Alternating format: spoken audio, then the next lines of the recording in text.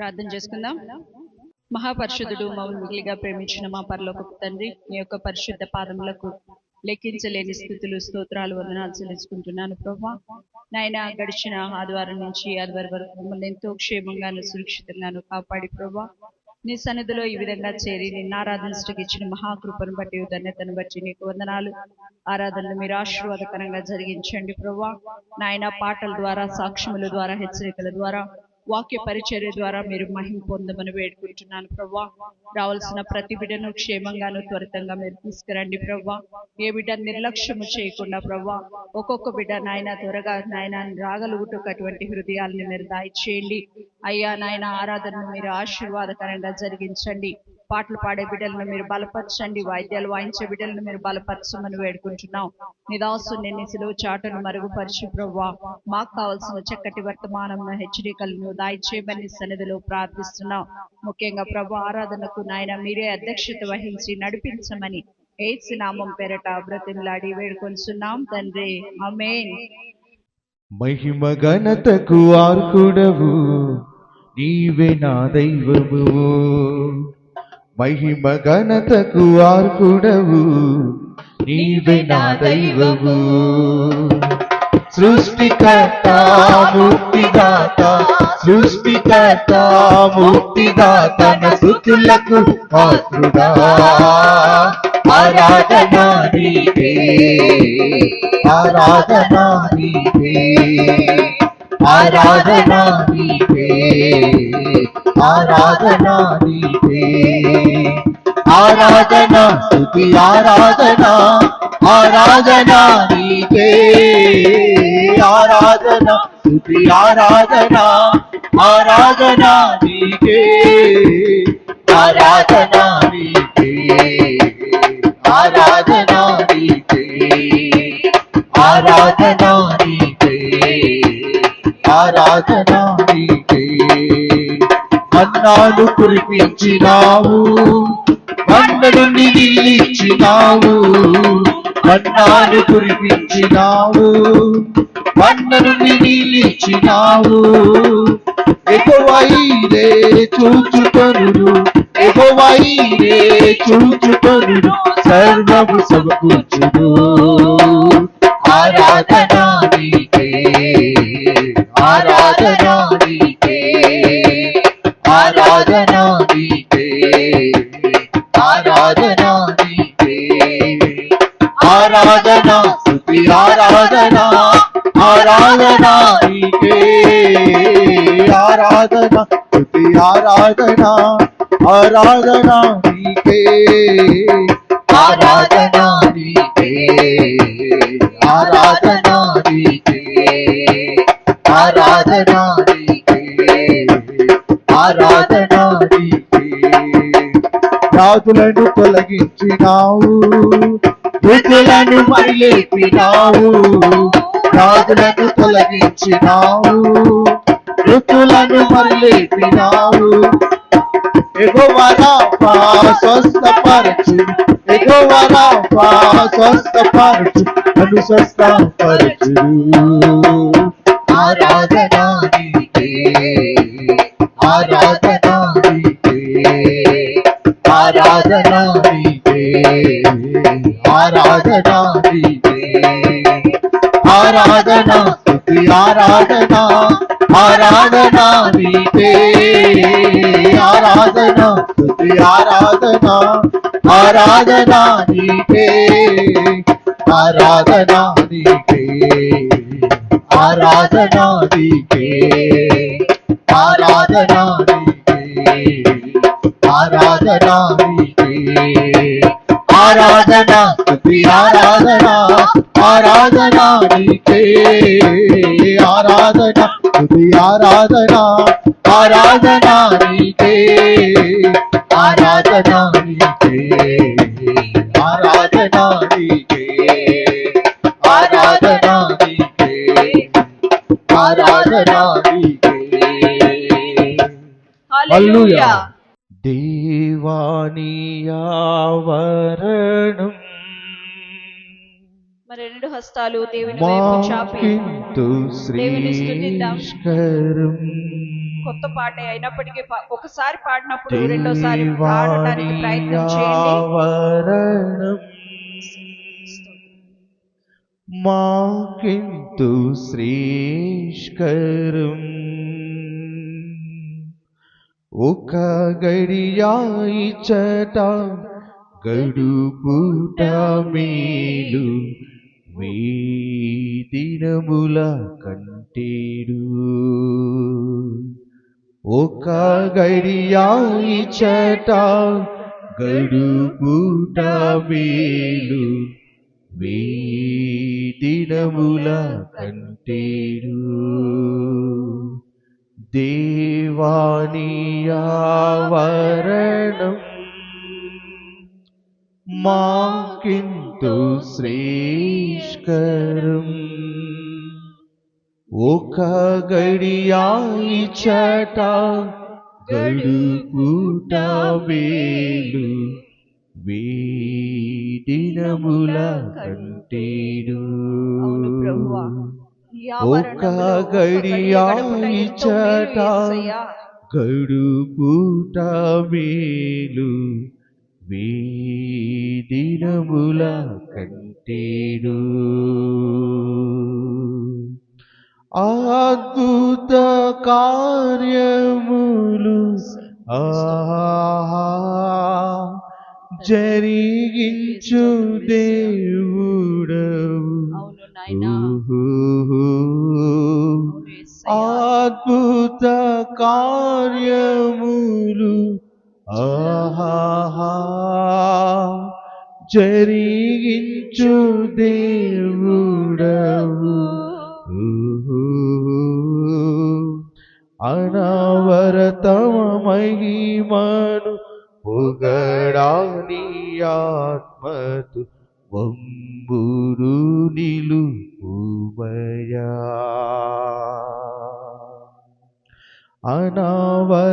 అనవరతముని మహిమలు పొగడా ఆత్మతో నింపుమయా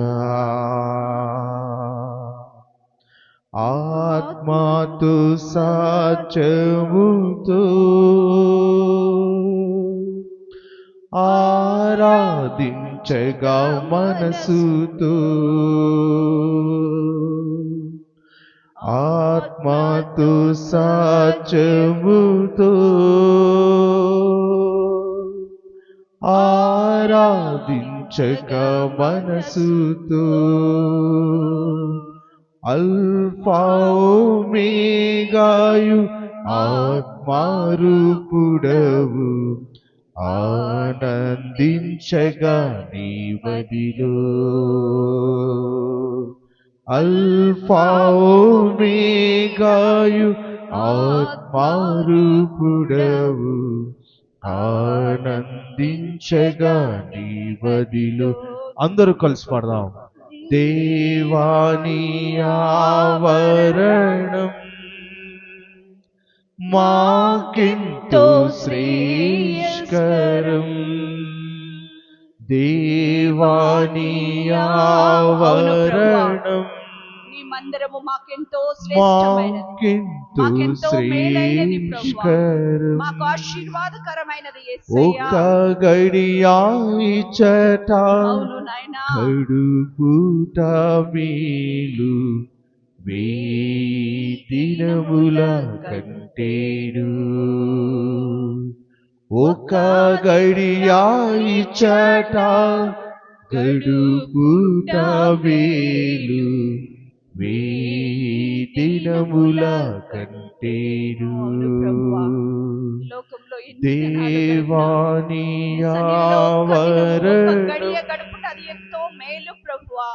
మాకెంతో శ్రేష్కరం ఈ ధన్యతను అనేక మంది బిడ్డలు పోగొట్టుకుంటున్నారయ్యా. అయ్యా వారితో నీవు మాట్లాడు తండ్రి. మేలు నీ మందిర ఆవరణము మాకెంతో శ్రేయస్కరమై ఉంటున్నది ప్రభువా. నీ మందిరములో మాకు నెమ్మది ఉన్నది ప్రభువా. నీ మందిర ఆవరణములో మాకు సమాధానం ఉన్నదయ్యా. ప్రతి ప్రశ్నకు మా జీవితంలో ఎదురయ్యే ప్రతి ప్రశ్నకు నీ మందిరంలో మాకు సమాధానం ఉన్నదయ్యా, శాంతి ఉన్నదయ్యా, నెమ్మది ఉన్నదయ్యా, స్వస్థత ఉన్నదయ్యా. రాజా, నీ మందిరాన్ని ఆశించు వారుగా మీరు మమ్మల్ని ఉంచువా ప్రభువా. నీ మందిరంలో గడుపు వారుగా మీరు మమ్మల్ని నిలబెట్టువా ప్రభువా. నిన్ను స్తుతించు వారుగా మీరు మమ్మల్ని ఉంచమని వేడుకుంటున్నాను ప్రభువా. ఆత్మారూపుడవు ఆనందించగా నీ మదిలో అల్ఫా ఓమేగాయు ఆత్మారూపుడవు ఆనందించగా నీ మదిలో దేవాని ఆవరణం మాకెంతో శ్రేయస్కరం.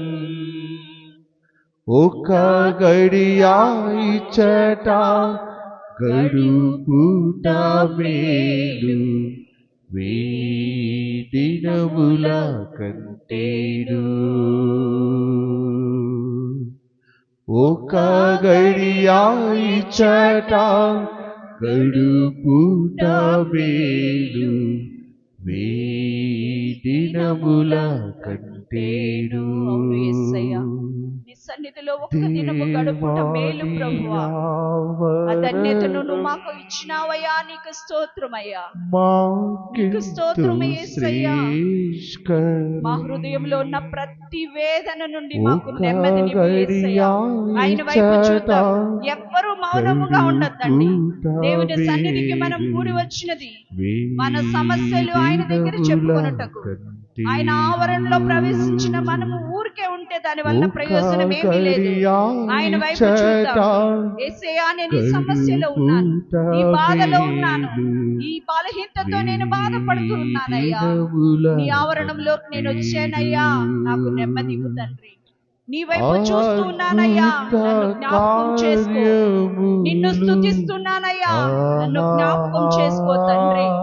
ప్రతి ఒక్కరు నోరు తెరిచి ఆయన అడుగుదాం, నోరు తెరిచి ఆయన్ని స్తుతిద్దాం. అమ్మా అయ్యా, ఎవ్వరు మౌనంగా ఉండవద్దండి. అద్భుత కార్యములు అవును నాయనా, అద్భుత కార్యములు చేసే దేవుడు మనకున్నాడు. ఆశ్చర్య కార్యములు కలిగిన దేవుడు మనకున్నాడు. అమ్మా అయ్యా, ఏ వేదనతో నీవు ఉన్నావో ఆయన వైపు చూడు. ఏ దాంతో నీవు చింతిస్తున్నావో, కుటుంబ సమస్యలతో నీవు చింతిస్తున్నావేమో, బిడ్డల సమస్యలతో వేదన పడుతున్నావేమో. ప్రియ తల్లి, ఒక్కసారి ఆయన వైపు చూడు. ప్రియ సహోదరుడు, ఆయన వైపు చూడు. ఎవ్వరు మౌనంగా ఉండవద్దండి. నీ మందిర ఆహారంలో నేను వచ్చానయ్యా, నోరు తెరిచి నిన్ను స్తుతిస్తున్నానయ్యా. నన్ను జ్ఞాపకం చేసుకో తండ్రి, నన్ను జ్ఞాపకం చేసుకో ప్రభువా. ఒక్క దినము గడుపుట వెయ్యి దినముల కంటే శ్రేష్టతని నీ లేఖనంలో ఉన్నది కదా ప్రభువా. కొద్ది సమయము నీ సన్నిధిలో నేను గడుపుటకు వచ్చానయ్యా. నన్ను జ్ఞాపకం చేసుకో తండ్రి. అల్ఫా ఓమేగాయు ఆత్మారూపుడవు ఆరాధించేదా నీ బదిలో. అల్ఫా ఓమేగాయు ఆత్మారూపుడవు ఆనందించేదా నీ బదిలో. దేవాని ఆవరణం మాకెంతో శ్రేయస్కరం. ఒక గడియా ఇచ్చట గడుపుట మేలు వేదినముల కంటేను. ఒక గడియా ఇచ్చట గడుపుట మేలు వేదినముల కంటేను. శ్రేష్టమైన నీ ఆవరణలోనికి వచ్చామయ్యా. నీవు మమ్మను జ్ఞాపకం చేసుకో తండ్రి. మా హృదయములో ఉన్న ప్రతి వేదనను నువ్వు జ్ఞాపకం చేసుకోయ్యా. ఎవ్వరు మౌనంగా ఉన్నా దాని వలన ప్రయోజనం లేదు. ఏదో వచ్చాం వెళ్ళామంటే కాదు, కానీ మన యొక్క చింత ఆయనకు తెలియజెప్పుకొనవలసిన వారమై ఉంటున్నాం. మనకున్న వేదన ఆయనకు తెలియజెప్పుకొనవలసిన వారమై ఉంటున్నాం. ప్రియ సహోదరుడా, సహోదరి, నీవు మౌనంగా ఉంటే ప్రయోజనం ఏమీ లేదు. నీవు ఊరికే నిలవబడి కళ్ళు మూసుకుంటే ఏం ప్రయోజనం లేదు.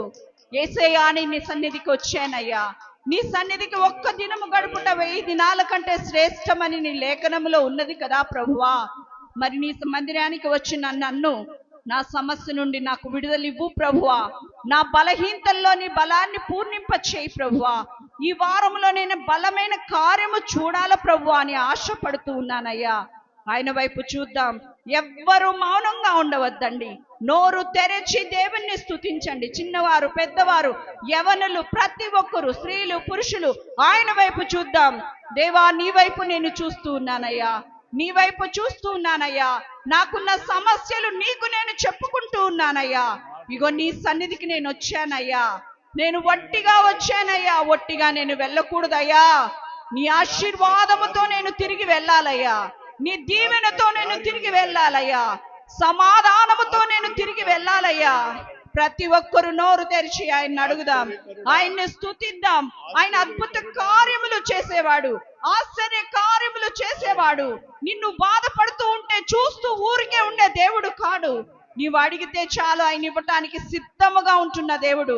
నీ ప్రక్కనే ఆయన ఉంటున్న దేవుడు కనుక ఆయన నిర్లక్ష్యం చేస్తున్నావేమో ప్రియ సహోదరుడా, సహోదరి.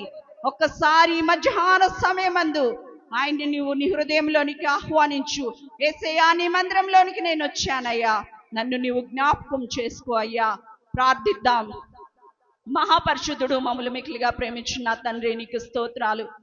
ఈ మధ్యాహ్న సమయమందు నాయనా ఇంతవరకు ఆరాధనని ఆశీర్వాదకరంగా జరిగించావు. హెచ్చరికల ద్వారా ప్రతి విషయంలో మీరు మహిమ పొందారు. సాక్ష్యముల ద్వారా మీరు మహిమ పొందారయ్యా. నీకు స్తోత్రాలు. అనేక ఆశ్చర్య కార్యములను జరిగించావయ్యా. నీకు స్తోత్రాలు. ఇదిగో నాయన, ఈ సమయమందు ఆరాధన ద్వారా కూడా నీవు మహిమ పొందావయ్యా. నీకు స్తోత్రాలు. మా హృదయాలు నీ వైపు తిప్పుటకు ఇచ్చిన కృపను బట్టి నీకు వందనాలయ్యా. నాయన, మాకున్న సమస్యలన్నీ నీ దగ్గర చెప్పుకున్నామయ్యా. నీ మందిర ఆవరణలోనే మేము నిలవబడి నీకు చెప్పుకున్నామయ్యా. మాకు నీవు జవాబు ఇవ్వయ్యా. మాకు నువ్వు నాయన నెమ్మది ఇవ్వయ్యా. మాకు స్వస్థత ఇవ్వయ్యా. అయ్యా, నీ వైపు చూస్తున్నాం. మమ్మల్ని ఒట్టిగా వెళ్ళనీయొద్దయ్యా. నీ నింపుదల, నీ ఆత్మ నింపుదల నాయన, నీ ఆశీర్వాదములతో మమ్మల్ని ఇంటికి పంపమని నీ సన్నిధిలో ప్రార్థిస్తున్నామయ్యా. అయ్యా, నీవు జ్ఞాపకం చేసుకునండి. నీ దాసుని నీ సిలువ చాటును మరుగుపరచండి ప్రభా. మాకు కావలసిన చక్కటి వర్తమానాన్ని దయచేయండి. వినగలిగే చెవులను, గ్రహింపగలిగే ఆత్మను మీరు మా కొరకు ఇవ్వండి ప్రభా. వాక్యము వైపు మా హృదయమును తిప్పుతుండగా ప్రభా, సాతానుడు ఏ విధంగా దాన్ని దొంగలించకుండా ప్రభా, అది మా హృదయాల్లో నాటబడే విధంగా మా కార్యము చేయమని వేడుకుంటున్నాం. వినగలిగే చెవులను మాకు ఇవ్వండి. గ్రహింపగలిగే ఆత్మను మీరు మా కొరకు దయచేయమని వేడుకుంటూ ఈ చిన్న స్తుతి ఆరాధన నీకే సమర్పించు. యేసు నామమున ప్రతిజ్ఞలు వేడుకొంచున్నాము తండ్రి, ఆమేన్. దేవుని పరిశుద్ధ నామమునకు స్తుతి చెల్లిస్తూ ఉన్నాను. మనము స్తుతి చెల్లించడానికి, ఆయన నామమును గణపరచడానికి, ఆరాధించుటకు వచ్చి ఉన్నాము. మీ అందరినీ చూడగా నాకు చాలా సంతోషంగా ఉంది. ఎందుకంటే మీరందరూ దేవుని సన్నిధికి రావటము దేవునికి మహిమ, మీ కుటుంబాలకు ఆశీర్వాదము దేవుడు కలుగజేయునుగాక. ఈ రోజున రాహాబు అనే ఒక స్త్రీని గురించి చెప్పాలని ఆశపడుతున్నాను. ఎప్పుడన్నా విన్నారండి? ఈ రాహాబు అనే మన సంఘంలో ఎవరికైనా పెట్టామా ఈ పేరు? ఏమండి? రాహాబు ఈమె కనాను స్త్రీ, అన్యురాలు. ఈమె యొక్క వేశ్య, ఆమె వృత్తి వేశ్య వృత్తి. కనాను స్త్రీ అంటే అన్యురాలు. పక్క అన్యురాలు. మోయాబు పట్టణము,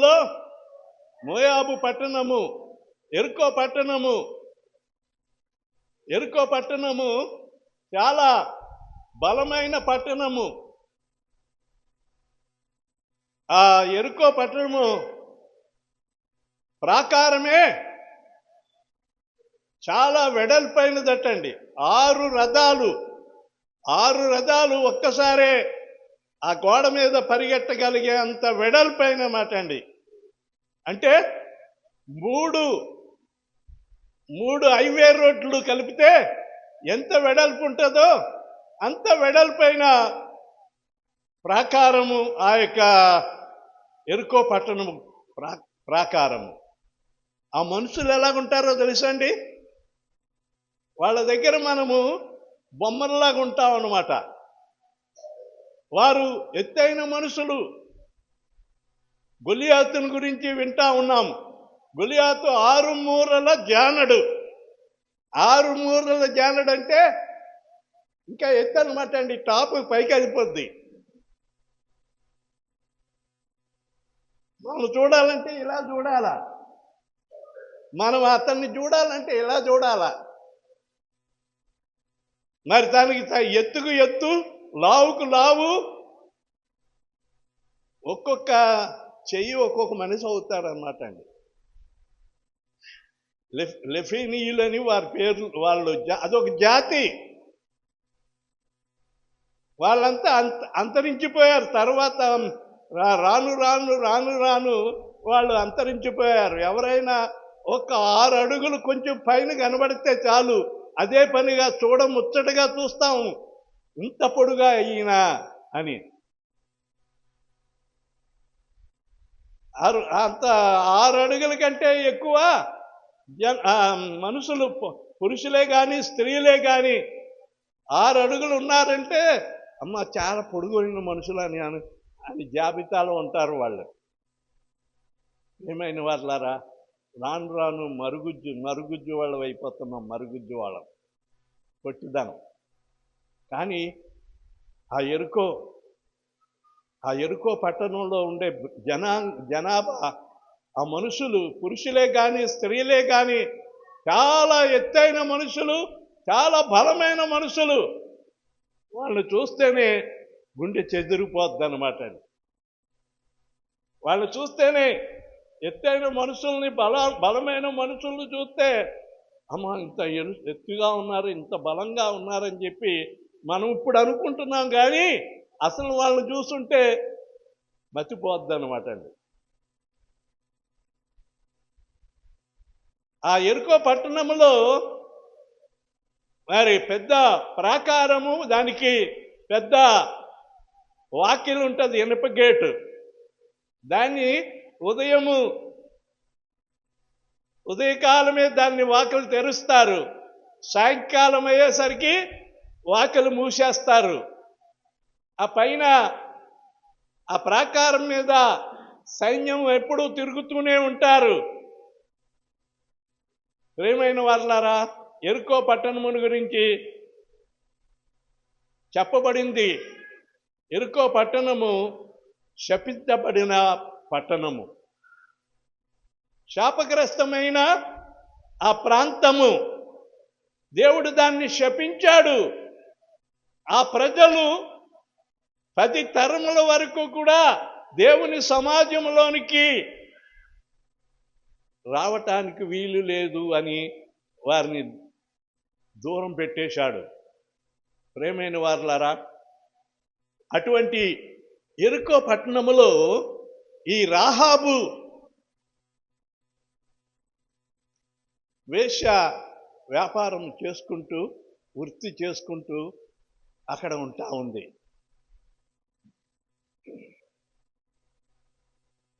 దేవుని వాక్యంలోకి వెళ్దాం. యెహోషువ గ్రంథము 2వ అధ్యాయం నుండి కొన్ని మాటలు మనం చదువుకుందాం.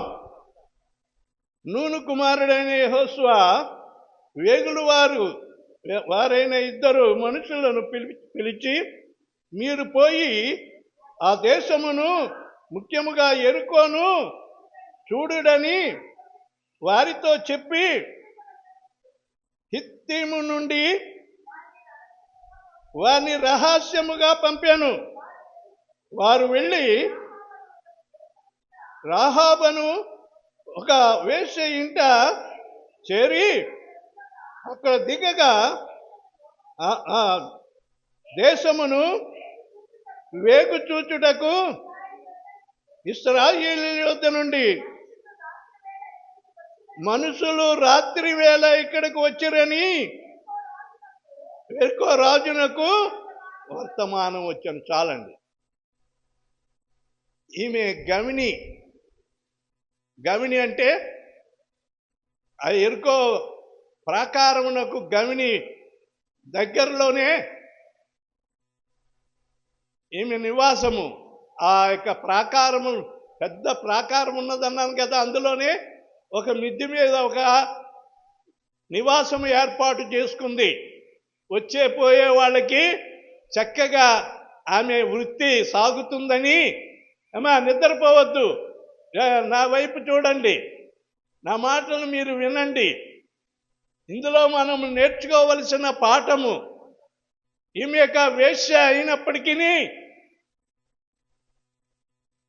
దేవుణ్ణి అంగీకరించి దేవుణ్ణి చేర్చుకునుట వలన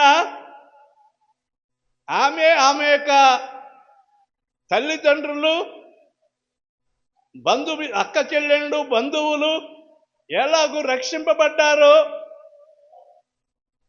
ఆమె చరిత్ర ద్వారా మనం తెలుసుకోవాలి. ఎప్పుడు వాళ్ళ ఇంటికి వస్తూ పోతూ ఉంటారు, పురుషులైన వాళ్ళు వస్తూ ఉంటారు ఆమెను కలుసుకోవటానికి. కానీ ఈసారి నూను కుమారుడైన మరి యెహోషువ ఐగుప్తు నుండి ప్రయాణమై వస్తూ ఉన్న సందర్భంలో యోర్దాను నది దాటి యెరికో పట్టణానికి సమీపించారు. యెరికో పట్టణ ఆవరణముల బయట వారు నివాసం చేస్తూ ఉన్నారు. యెరికో పట్టణం విశేషాలు మనము తెలుసుకోవాలి అని ఇద్దరు మనుషులను పిలిచి, ధైర్యవంతులను ఇద్దరిని పిలిచి, మీరు యెరికో పట్టణంలోకి వెళ్ళి అక్కడ సమాచారం తీసుకురండి. ఆ మనుషులు ఎలాగున్నారు, అక్కడ పంట ఎలాగుంది, అక్కడ మరి ఏమేమి విశేషాలు ఉన్నాయో అన్నీ కూడా చూసి రావాలని చెప్పి తెలివిగల ఇద్దరు మనుషులను వేగుల వారు అంటారు. చూసి రావటానికి పంపించిన వారిని వేగుల వారు అంటారు. వాళ్ళు వచ్చి పట్టణంలో చాలా వరకు తిరిగేశారు. కొత్త మనుషులు ఎవరైనా గ్రామంలోకి వస్తే తెలుస్తుంది కదండి, ఈజీగా పట్టేస్తారు. పట్టణంలో అయితే తెలియకపోవచ్చు, కానీ పల్లెల్లో కొత్త వాళ్ళు ఎవరైనా వస్తే, ఎవరయ్యా మీరు ఎక్కడి నుంచి వచ్చారు ఏమిటని చెప్పి, ఎవరింటికి వచ్చారని ఎవరో ఒకరు అడుగుతారు. అయితే మీరు సైలెంట్గా వెళ్ళి అన్ని పరిశీలన చేసి చివరికి వీళ్ళు వెంటనే వెళ్ళిపోకుండా, ఎందుకంటే అప్పటికే సమాచారము యెరికో రాజుకు వెళ్ళిపోయింది. ఇశ్రాయేలీయుల సమాజంలో నుండి ఎవరో వేగుల వారు వచ్చి మన పట్టణాన్ని వేగు చూడటానికి వచ్చారు, వాళ్ళని వెంటనే తరిమి పట్టుకోండి అని చెప్పి రాజు ఆజ్ఞాపించాడు. ఈమె ఆ ఇద్దరిని తన ఇంట్లోకి పిలుచుకుంది. అయితే ఇక్కడ బాగా గమనించాలండి, అందరూ ఆమె యుద్ధకు వచ్చేవారందరూ కూడా ఆమెను అనుభవించడానికి వచ్చేవారే, కానీ ఇక్కడ వీరు అక్కడికి రాగానే వాళ్ళని చూడగానే ఆమె మనసులో ఒక రకమైన ఆత్మీయత, దైవ భయము విగ్రహారాధకురాలు అయినప్పటికీ ఇంతకు ముందు వచ్చిన పురుషులను మాట్లాడినట్లు వీరి ఎదుట మాట్లాడలేకపోతా ఉంది.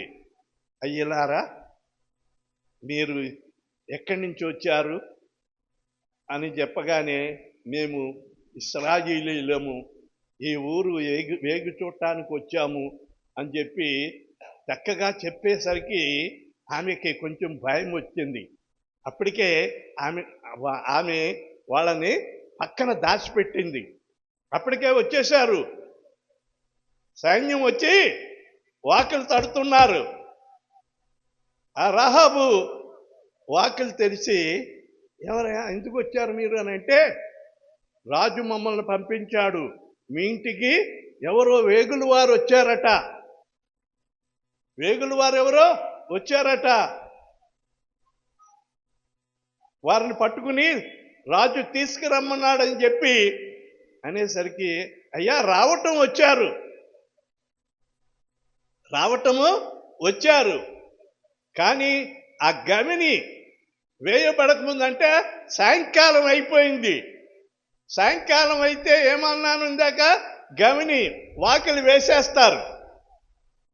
ఆ గమిని వేయక ముందే వారు బయటికి వెళ్ళిపోయారు, ఎటు వెళ్ళారో నాకు తెలియదు అని చెప్పి ఆమె చక్కగా బొంకింది. కానీ దైవ జనులను దాచిపెట్టే ఒక గొప్ప తనలో ఒక ఆశ ఉంది. వీరిని దాచిపెట్టుట వలన రాజు ద్వారా వచ్చే శిక్ష ఎంతైనా ఉంటుందండి. ఒక నేరస్తుడిని మనము మన ఇంటిలో దాచిపెడితే పోలీసు వారు నేరస్తుడి కంటే ముందు మనల్ని తీసుకెళ్తారు. నేరస్తునికి నీవు ఆశ్రయం ఇచ్చావు కనుక నీవు ఒక నేరస్తుడవు, నీవు ఒక నేరస్తురాలవు అని చెప్పి ముందు మనల్ని జైలు వేస్తారు. అయితే ఆమె ధైర్యం తెచ్చుకుంది. వీరు దేవుని జనాంగము, దేవుని ప్రజలు, వీరికి మనం ఏదైనా హాని కలిగిస్తే దేవుడు మనకి హాని కలిగిస్తాడు కనుక వీరిని మనము దాచిపెట్టాలని పైన మిద్ది ఉందండి. మిద్ది మీద ఇంతకుముందు ఏం చేసేవారంటే, మిద్దెలు అంటే ఈ రకంగా మా సర్కార్ సైడు పైన తాటాకిల్లు ఉంటుంది, తాటాకింటికి మా లోపల ఒక మా మిద్దెలాగా ఉంటుంది. దానిలో సంసారం అంతా మిద్దె మీదే పెట్టుకుంటారు. చివరికి కట్టెలు కూడా, పొయ్యిలో పెట్టుకునే కట్టెలు కూడా మిద్దె మీదే పెట్టుకుంటారు. ఏమైనా కావాలంటే మిద్దెకి నిచ్చెన వేసుకుంటారు, ఆ మిద్దె మీదకి వెళ్ళి ఏమేమి కావాలో అన్నీ తెచ్చుకుంటూ ఉంటారు. కింద ఏమీ ఉండదు, అంతా ఖాళీగానే ఉంటుంది, అంత మిద్దె మీదే ఉంటుంది సంసారం. ఈమె ఏం చేసిందంటే ఆ మిద్దె మీద కట్టెలు వేసుకుంది. జనపనారని జనపకట్టెలు వేసింది అనమాట అండి. జనపకట్టెలు అంతా పొయ్యిలో పెట్టుకోవటానికి ఆ జనప నార తీసి దాన్ని ఏం చేస్తారంటే తాళ్ళు పేంతా ఉంటారు. అది ఆ పంట తీసుకొచ్చి ఏం చేసిందంటే ఇంటి మీద మిద్దె మీద వేసుకుంది. ఈ ఇద్దరిని ఆ సాయంకాలము ఆ జనప కట్టెల కింద దాచిపెట్టేసిందండి. బాగా ఆలకించండి. ఏమి వీళ్ళని అలాగూ దాచిపెట్టడం వల్ల నాకేం ప్రయోజనము, నాకేమి ఏదో ఈ వార్త కానీ రాజు తెలుసుకుంటే నన్ను నా ఇంటి వారందరినీ కూడా చంపేస్తారు. రాజు కంటను పడ్డామంటే మా పని అయిపోతుందని ఒక ప్రక్కన భయం ఉన్నప్పటికీ వీరు దేవుని ప్రజలు, వీరిని ఒక గొప్ప నిరీక్షణ ఆమెలో ఉందండి. వారిని దాచిపెట్టడం వల్ల ఆమెకు ఒక గొప్ప నిరీక్షణ. ఆ సాయంకాలమే వాళ్ళు మంచి చెడ్డ చూసేసి, అయ్యా మీరు ఈ రాత్రే ఇక్కడ పండుకోండి, అయితే నేను మిమ్మును దాచిపెట్టినందుకు మరి నాకు ఉపకారం చేయాలి. ఈ దేశం మీదికి చూడండి,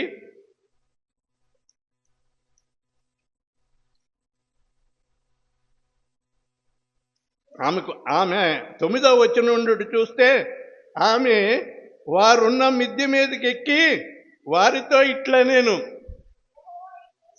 యెహోవా ఈ దేశమును మీకు ఇచ్చుచున్నాడనియు మీ వలన మాకు భయము పుట్టుననియు మీ భయము వలన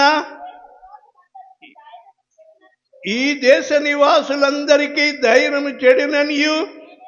చూసారా ఆమె ఎంత చరిత్ర, ఒక అన్యురాలైనప్పటికీ దేవుని ఎడల ఆమెకున్న భక్తి శ్రద్ధలు ఏమండి. ఎన్నాళ్ళ నుండో దేవుళ్ళలో నడుస్తున్నావు నువ్వు, దేవుడు అంటే భయం లేదు. మీరు కాదండి, కొంతమంది ఉంటారు అలవాట్లు మానుకోరు, వాళ్ళ పద్ధతులు మానుకోరు, గుడికి మాత్రం వస్తారు కానీ వాళ్ళ పద్ధతులు మార్చుకోరండి. ఏం సుఖం అండి? మీ పద్ధతులు మార్చుకోకపోతే ఏం సుఖము? ఈమె చూడండి, ఒక అన్యురాలు, అంతేకాదు ఆమె వృత్తి ఎటువంటిది? భయంకరమైన వేశ్యను చూడగానే ఎంతమంది స్త్రీలు ఆమెను తిట్టుకుంటారు. ఎందుకు? వాళ్ళ తల్లిదండ్రులే ఈమె వేశ్య అయినందుకు దూరం పెట్టేశారు. బంధువులకు దూరం అయిపోయింది, తల్లిదండ్రులకు దూరం అయిపోయింది. ప్రజలందరూ, చూసిన వాళ్ళందరూ కూడా ఆమెను అసహించుకుంటున్నారు. ఆమె ద్వారా మేలు పొందేవారు ఎవరు లేరు, కానీ అనేక మంది పురుషులు చెడిపోతున్నారు ఆమె దగ్గరికి వెళ్ళి. అటువంటి వృత్తిలో ఉన్న ఆమె దేవుని ప్రజలను తన ఇంట చేర్చుకున్నప్పుడే ఆమె హృదయం మారిపోయింది. దేవుని స్తోత్రం, హల్లెలూయా, హల్లెలూయా. దేవుడు ఆమె హృదయంలో గొప్ప కార్యం కలుగజేశాడు. దేవుని భయము ఆమెలోనికి పుట్టించాడు.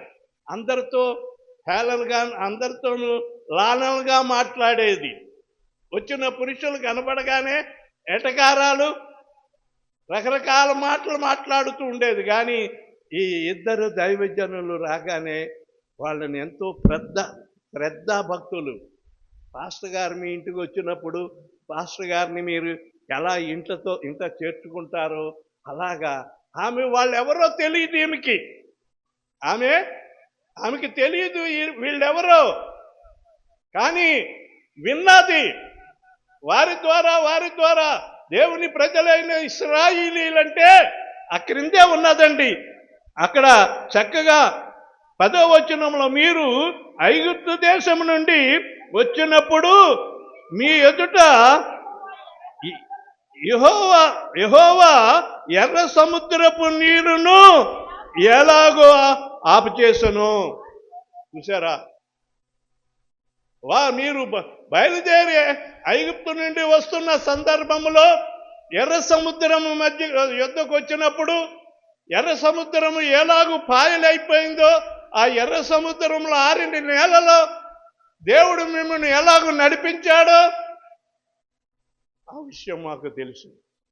అంతేకాదు, యోర్దాను నది, ప్రవహిస్తున్న యోర్దాను నదిని మీరు అడుగు పెట్టగానే అల్లంత దూరంలో ప్రవహిస్తున్న ఈ యొక్క యోర్దాను నది ఎవరైనా కాలు పెడితే అండి, చాలాసార్లు చెప్పాను, ఈడ్చుకుపోతుంది అన్నమాట అండి.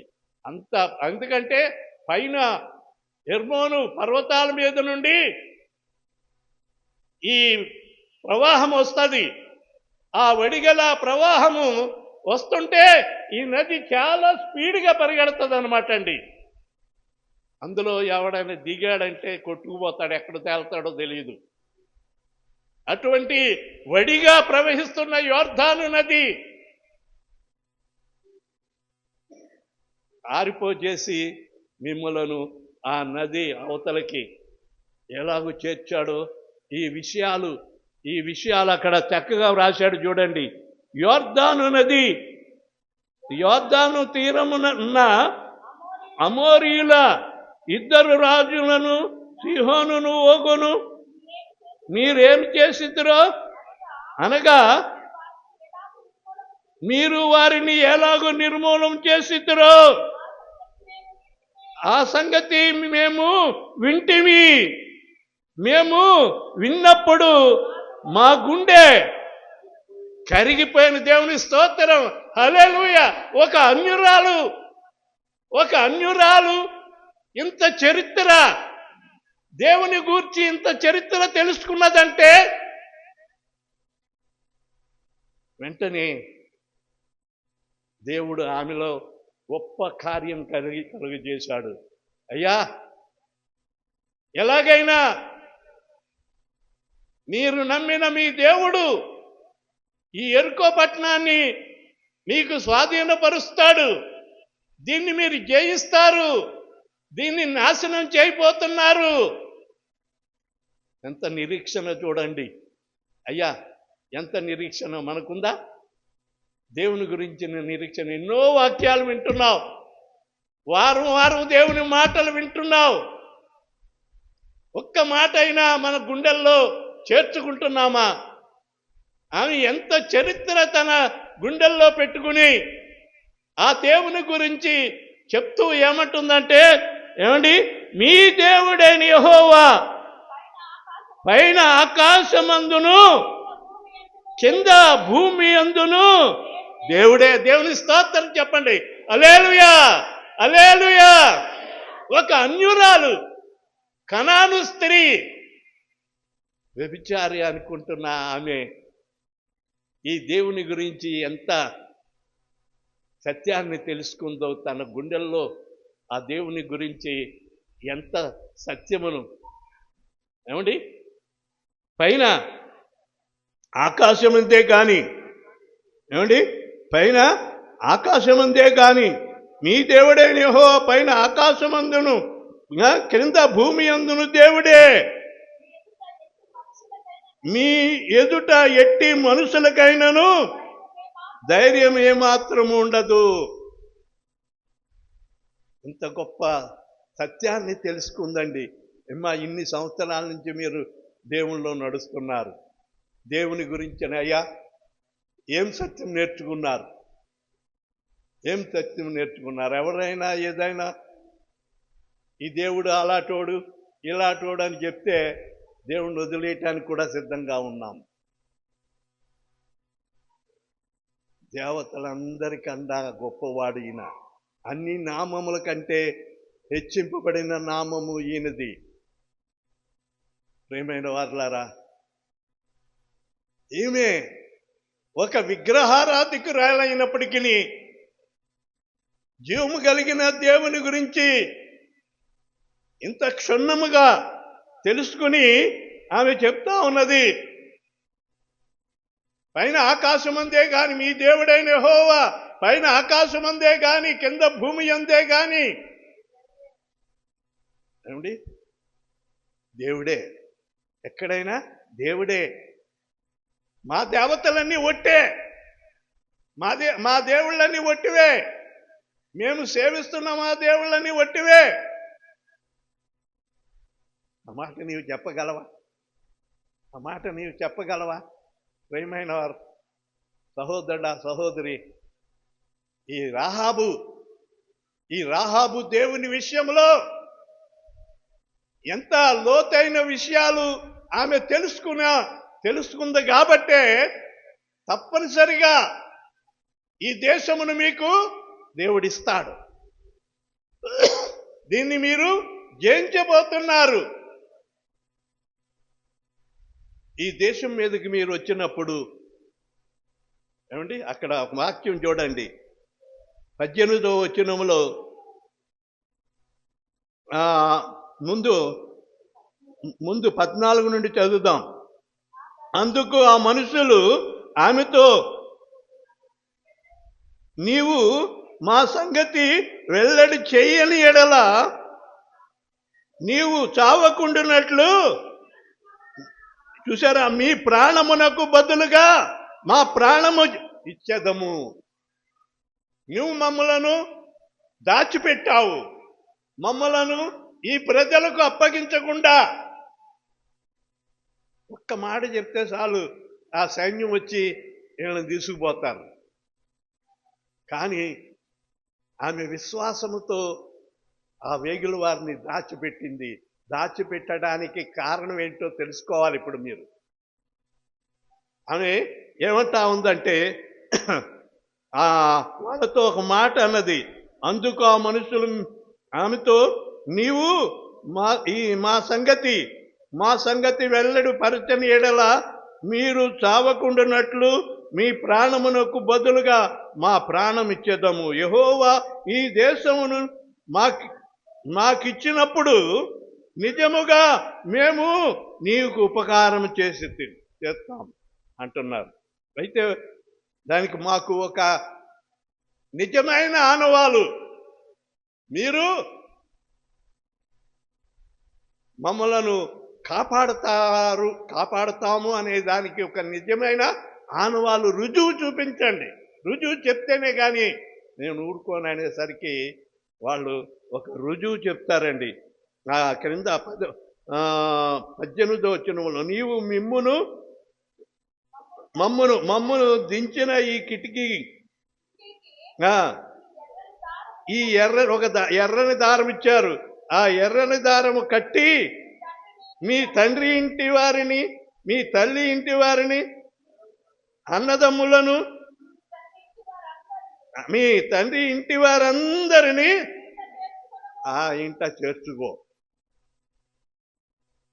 ఈ ఇంటిని మాత్రమే, ఈ తొగరు దారము కట్టిన, గుర్తు కట్టిన ఆ ఇంటిని మాత్రము మేము విడిచిపెట్టి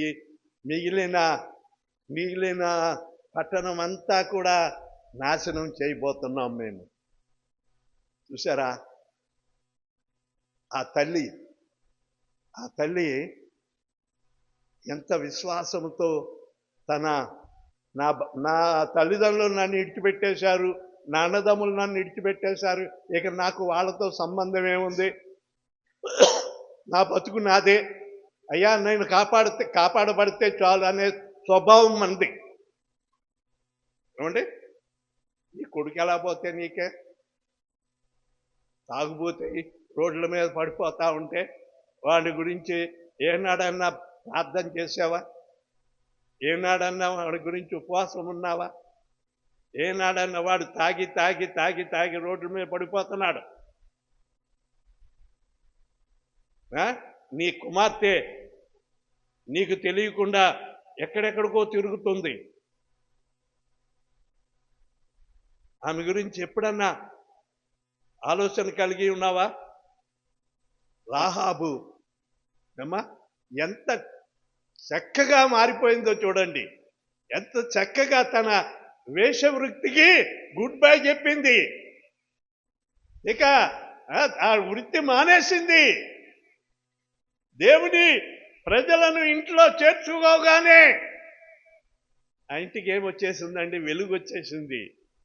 ఆ ఇంటిలోకి వెలుగు వచ్చింది. ఆ దేవుని ప్రజలతో సంప్రదింపులు. అయ్యా, మీరు ఈ దేశానికి వచ్చినప్పుడు మమ్ములను, మా తల్లిదండ్రులను, మా అన్నదమ్ములను, మాకు కలిగినదంతే కూడా మీరు కాపాడుతామని మాట ఇవ్వండి అని చెప్పి మాట తీసుకోవటమే కాదు, వాళ్ళు ఎలాగా, మీ ప్రాణమునకు మా ప్రాణం అడ్డు పెడతాము, నీవు మమ్మను ఇంత చక్కగా కాపాడావు, దేవుని గురించి ఇంత చక్కగా అవగాహన నీకుంది అమ్మా, నీవు నమ్మిన దేవుడు ఏం దేవుడమ్మా అని అంటే యేసుబాబు అంటమే తప్ప ఆయన గురించి ఒక్క మాట తెలియదండి. మా పెద్దోళ్ళని అడిగితే చెప్తానండి, ఏదైనా అడిగితే అంటారు. కానీ దేవుని గురించి ఇంత చరిత్ర ఆమె చెప్పిందంటే ఒక ఏనాడు గుడికి వెళ్ళిన ఆమె కాదు, ఏనాడు దేవుని సన్నిధికి వెళ్ళిన ఆమె కాదు. ఆ క్షణంలోనే దైవజనుల్ని ఇంత చేర్చుకున్నందుకు ఆమె యొక్క తల్లిదండ్రులను, అన్నదమ్ములను, అక్క చెల్లెళ్లను, తనకు కలిగిన మరి ఇంకా ఉంటారు కదండి మామలు, తాతలు, మరి వారి మన సంతానం, వాళ్ళందరూ కూడా ఆ ఇంటిలో చేర్చుకోమన్నారు. వాళ్ళందరూ ఆ సమయంలో వాళ్ళందరూ కూడా ఆ ఇంటిలోనికి మేమెందుకు రావాలి, నువ్వు వేసావు, నీ ఇంటికి మేము ఎప్పుడో మానేసావు అని చెప్పి వాళ్ళు అని ఉంటే అక్కడే అన్నారు, ఎవరైనా ఈ ఇంటి నుండి బయటకు వస్తే వారి విషయంలో మాకు ఏమాత్రం బాధ్యత లేదు. మేము చెప్పినట్లుగా అందరూ కూడా ఒక చోట ఒక ఇంట్లోనే ఉండి ఆ తొగరు దారం కట్టుకోవాలి. అది యేసు రక్తమునకు గుర్తు అన్నమాట అండి. యేసు రక్తమునకు గుర్తు. వారు ఆ తొగరు దారము కిటికీకి, ఆ కిటికీ పెద్ద ఇది కదండి, పెద్ద మిద్ది కదా, ఒక కిటికీకి ఒక తాడు కట్టి ఆ ఇద్దరిని ఆ కిటికీలోంచి కిందకి దింపేసిందంట. వాళ్ళు ఆ కిటికీలో దింపేసి వాళ్ళు వెళ్ళిపోతుంటాయా, మీరు జాగ్రత్తగా ఆ కనబడుతున్న ఆ కొండకి వెళ్ళిపోయి 3 రోజుల వరకు మీరు అక్కడే ఉండండి. ఈ తరుము వారు ఎక్కడైనా మీకు ఎదురుపడతారేమో, జాగ్రత్త సుమా అని చెప్పి వారిని భద్రపరిచి జాగ్రత్తలు చెప్పి వారిని పంపించింది. వారు యుద్ధానికి వచ్చి ఆ ఎరుకో పట్టణము కూలిపోయినప్పుడు ఈ కుటుంబము క్షేమముగా భద్రపరచబడింది. దేవుని స్తోత్రం. హల్లెలూయా, హల్లెలూయా. ఆమె తప్పుడు మనిషి అయినప్పటికీ దేవుణ్ణి చేర్చుకొనుట వలన ఏమైపోయిందండి, మనమంతా తప్పుడు మనుషులు. ఎందుకంటే దేవుని వాక్యం అంటుంది, ఏ భేదము లేదు, అందరూ పాపము చేసి దేవుడు అనుగ్రహించే మహిమను పొందలేకపోతున్నారని చెప్పని అన్నాడు. అందరూ పాపులే, జన్మ సహా పాపులమే. కానీ ఆ పాప పరిహారము కావాలంటే యేసు రక్తము ప్రతి పాపములను కడిగి పవిత్రులుగా చేయును. ఆ యేసు ప్రభు వారి శిలువలో మన కొరకు రక్తాన్ని చిందించాడు. ఆ రక్తము ఏ ఇంటిపై ఉంటుందో ఆ ఇల్లు కాపాడబడుతుంది. ఇక్కడ ఈ రాహాబు మరి తన ఇంటిని కాపాడుకుంది. ఒక పాపాత్మురాలైన రాహాబు ఒక అన్యురాలు, వ్యభిచారి. ఈమె గురించి చెప్పుకోవాలంటే ఇన్ని తప్పిదాలు ఉన్నప్పటికీ దేవుడు క్షమించి ఆమె ప్రార్థన వలన ఆమెకున్న మరి యేసును చేర్చుకునే ఆ గొప్ప ఆధిక్యత ఆమెలో ఉన్నది కాబట్టి ఆమె దేవుని గ్రంథములో పేరు రాయబడటానికి వీలుగా ఉంది. ప్రియమైన వర్లారా, మీరు నీ పేరు నా పేరు జీవగ్రంథంలో ఉందా? దేవుని సముఖ జీవ కవలిలో, దేవుని సముఖ జీవ కవలిలో నీ పేరున్నదా, నా పేరున్నదా? దేవుని సముఖ జీవ కవలిలో నీ పేరున్నదా, నా పేరున్నది. దేవుని జీవ గ్రంథంలో మన పేరు రాయబడాలంటే యేసు రక్తంలో మనం కడగబడాలి. యేసయ్య కార్చిన అమూల్యమైన రక్తంలో మన పాపములు క్షమింపబడాలి. మనము యేసయ్యను మన హృదయంలో చేర్చుకోవాలి. ఆయనను మనము చేర్చుకున్నప్పుడు ఆ గొప్ప రక్షణ రాహాబు పొందుకున్నట్లుగా మనమును మన ఇంటి వారును పొందుకుంటారని చెప్పి నా మాటలు ముగిస్తున్నాను. దేవుడి మాటలు దీవించుగాక. ఆమేన్. ప్రార్థన చేసుకుందాం. పరిశుద్ధుడైన మా పరమ తండ్రి, నీ పరిశుద్ధ పాదములకు అనేక వందనాలు స్తుతులు చెల్లిస్తూ ఉన్నాను. మా ప్రభువా, మా విమోచకుడా, మా శ్రేయదుర్గమా, నాయన మా దేవ, ఈ ఆరాధన ఆది నుండి అంత్యం వరకు చక్కగా నడిపించిన విధానమును బట్టి వందనాలు. హెచ్చరికల ద్వారా నీవు తెలియచేసిన విషయాలను బట్టి వందనాలు. ప్రతి ఒక్కరూ హెచ్చరింపబడి నీ సన్నిధిలో గడపటానికి తగిన కృప అనుగ్రహించండి. అలాగే వాక్యము ద్వారా మీరు మాతో మాట్లాడినారయ్యా. పురుషులేటి స్త్రీలేటి రాహాబు వలె నాయన మా ప్రభువా, ఇంటి వారి విషయంలో పట్టుదల కలిగి ఉండాలి నాయన. ఇల్లు నశించిపోతూ ఉంటే నాయన మా ప్రభువా, రాజా మా తండ్రి, మేము ఊరికే ఉంటే ఒక దినమున మా ఇంటి విషయంలో నీవే మమ్మల్ని లెక్క అడుగుతావు నాయన. మా బిడ్డలు నశించిపోతాం నాయన, లోకంలో వారు తిరుగుతూ ఉంటే మరి మా ప్రభువా, అది మాకు ఆశీర్వాదం కాదు, మాకు దీవెన కాదు నాయన. రేపొద్దున వారు నరకానికి పోతే నాయన మా ప్రభువా, నీవు లెక్క అడుగుతావు కదా నాయన. కనుక ప్రతి ఒక్కరూ రాహాబు వలె నాయన వారి కుటుంబం గురించి, తల్లిదండ్రులు వృద్ధాప్యంలో ఉన్న తల్లిదండ్రుల కొరకే కానివ్వండి నాయన, వారి అన్నదమ్ములే కొరకే కానివ్వండి, వారి యొక్క కుమారులు కుమార్తెల కొరకే కానివ్వండి నాయన, మనం సంతానం కొరకు, కుటుంబం అంతటి కొరకు భారంగా ప్రార్థించే నాయన యోధులను మీరు లేవనెత్తవలసిందిగా మనం చేస్తున్నాం. దయ చూపండి.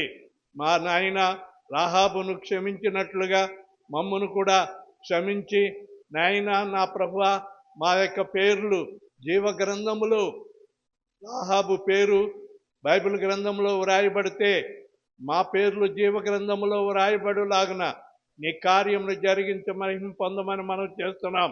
మీ సన్నిధిలో సమర్పింపబడిన కానుకలను, కృతజ్ఞత కానుకలను, దశమ భాగములు ఏం తీసుకొచ్చి నీ సన్నిధిలో సమర్పించారో వారికి 30 60 100 ప్రతిఫలము దయచేయమని ప్రతి కుటుంబాన్ని మీ రెక్కల చాటున భద్రపరిచి కాపాడండి. ఎండవేడిమి నుండి తప్పించండి. నీ సన్నిధి ఒక్కొక్కరికి తోడుగా ఉంచమని నజరేయుడైన యేసయ్య నామములో వేడుకొనుచున్నాను తండ్రి. ఆమేన్. స్తుతి కీర్తన పాడుకొని ఆశీర్వాదంతో సెలవు తీసుకుందాం. రాజనీకే స్తుతి స్తోత్రములు, గీతములు మంగళధ్వనులు. రాజనీకే స్తుతి స్తోత్రములు, గీతములు మంగళధ్వనులు. శుభము శుభము శుభము నిత్యము, హల్లెలూయా ఆమేన్ ఆమేన్. శుభము శుభము శుభము నిత్యము, హల్లెలూయా ఆమేన్ ఆమేన్. స్తోత్రింతుము నిన్ను మాదు తండ్రి, సత్యముతో ఆత్మతో నిపుడు. ఆమేన్. మన తండ్రి అయిన దేవుని ప్రేమ, ప్రభువైన యేసుక్రీస్తు వారి యొక్క కృప, పరిశుద్ధాత్మ యొక్క నిత్య సహవాసము, సమాధానము మనకును మన కుటుంబాలకు సదా తోడై ఉండును గాక. ఆమేన్. ఆమేన్. Praise the Lord. Praise the lord.